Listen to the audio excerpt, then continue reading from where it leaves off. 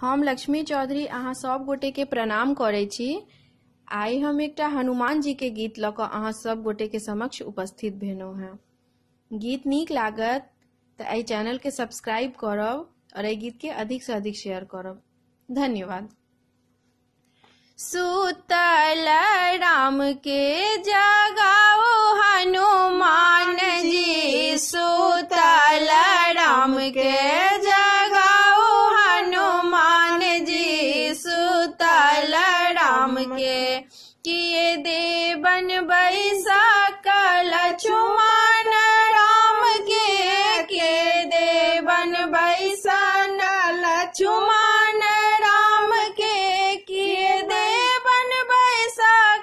किए देवन बैसा कबीर हनुमान के, सुतल राम के जगाओ हनुमान जी, सुतल राम के जगाओ हनुमान जी, सुतल राम के आसन देवन बैसा लक्ष्मण राम के, आसन देवन बैसा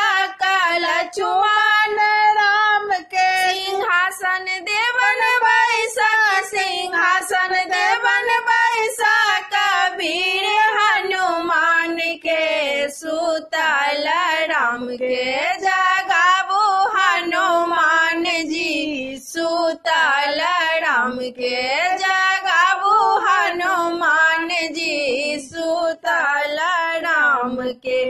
पियर पीताम्बर देवन लक्ष्मण राम के, पियर पीताम्बर देवन लक्ष्मण राम के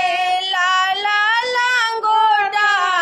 लाला लंगोटा देवन वीर हनुमान के, सुतल राम के जगाओ हनुमान जी, सुतल राम के जगाओ हनुमान जी, सुतल राम के सोने खराम देवन लक्ष्मण राम के, सोने खराम देवन लक्ष्मण राम के रूपे खराम देवै, रूपे खराम देवन वीर हनुमान के, सुतल राम के जगाओ हनुमान जी, सुतल राम के जगाओ हनुमान जी, सुतल राम के पेड़ा भोजन देवन लक्ष्मण राम के, पेड़ा भोजन देवन लक्ष्मण राम के लड्डू भोजन देवन, लड्डू भोजन देवन